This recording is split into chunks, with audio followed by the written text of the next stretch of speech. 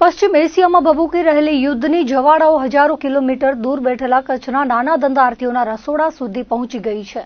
અખાતી દેશોમાં ચાલી રહેલા સશસ્ત્ર સંઘર્ષને કારણે વૈશ્વિક સ્તરે ઉર્જા સંકટ ઘેરાયું છે, જેની સીધી અસર આકરી અત્યારે કચ્છ જિલ્લામાં વર્તાઈ રહી છે. એક તરફ કચ્છના આયાત નિકાસ ક્ષેત્રને આંતરરાષ્ટ્રીય પરિવહન વ્યવસ્થા ખોરવાતા કરોડો રૂપિયાનો ફટકો પડ્યો છે, તો બીજી તરફ સામાન્ય માનવીના રોજગાર સાથે જોડાયેલા કોમર્શિયલ એલપીજી સિલિન્ડરની અછતે હાહાકાર મચાવી દીધો છે.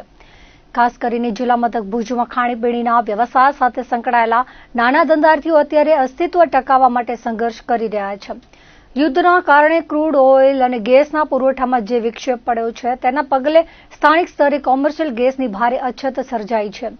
વહીવટી તંત્ર અને ગેસ એજન્સીઓ દ્વારા ઘર વપરાશના રાંધણ ગેસની વિતરણ વ્યવસ્થા ન ખોરવાય તે માટે અગ્રતા આપવામાં આવી રહી છે, જેને કારણે ધંધાકીય એકમોને આપવામાં આવતા કોમર્શિયલ સિલિન્ડરના સપ્લાય પર આકરા અંકુશો લાદી દેવામાં આવ્યા છે.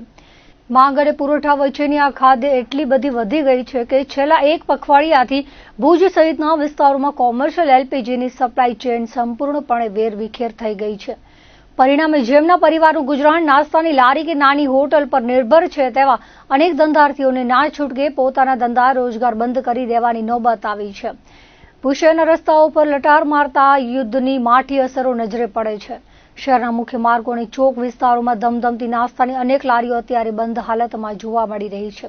જે ધંધાર્થીઓ હજુ મેદાનમાં ટકી રહ્યા છે, તેમને આધુનિક ગેસના ચૂલાનો મોહ ત્યજીને ફરી જૂની પદ્ધતિ તરફ વળવું પડ્યું છે. શહેરના પંજાબી અને ચાઇનીઝ વાનગીઓના અનેક સ્ટોલ પર હવે એલપીજીના સ્થાને કોલસાની સગડીઓ ધમધમતી જોવા મળે છે. આધુનિક સમયમાં ફરીથી ધુમાડા વેઠીને રસોઈ બનાવવાની આ મજબૂરી પાછળનું એકમાત્ર કારણ ગેસ સિલિન્ડરની ઉપલબ્ધતા ન હોવાનું છે. ગ્રાહકોને સમયસર ઓર્ડર આપવા માટે વેપારીઓ કોલસા કે લાકડાના જોખમી વિકલ્પો અપનાવી રહ્યા છે, પરંતુ તેની સામે ખર્ચ અને મહેનત બંને વધી ગયા છે. બજારમાં સર્જાયેલી આ અછતનો લાભ કેટલાક અસામાજિક તત્વો પણ ઉઠાવી રહ્યા છે. નાના ધંધાર્થીઓ જો બમણા ભાવ ખર્ચવા તૈયાર થાય તો પણ તેમને પૂરતા પ્રમાણમાં કોમર્શિયલ બાટલા મળી રહ્યા નથી.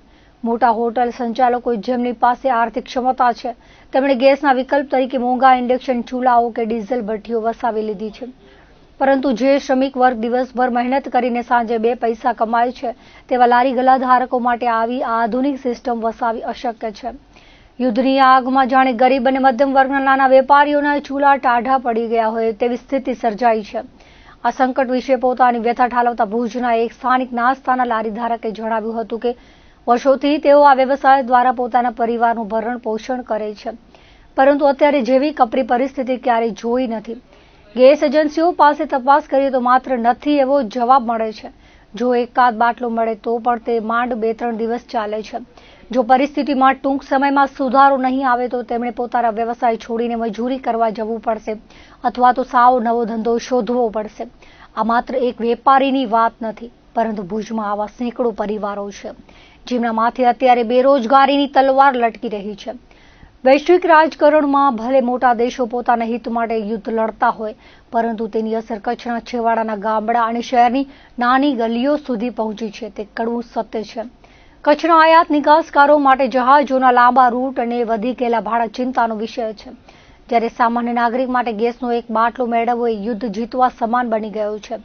જો આગામી દિવસોમાં આંતરરાષ્ટ્રીય સ્તરે તણાવ હળવો નહીં થાય અને સ્થાનિક સ્તરે ગેસના વિતરણમાં પારદર્શિતા અને નિયમિતતા નહીં આવે, તો ભુજની ખાણીપીણી સંસ્કૃતિ અને તેની સાથે જોડાયેલા હજારો પરિવારોના જીવન અંધકારમય બની જશે.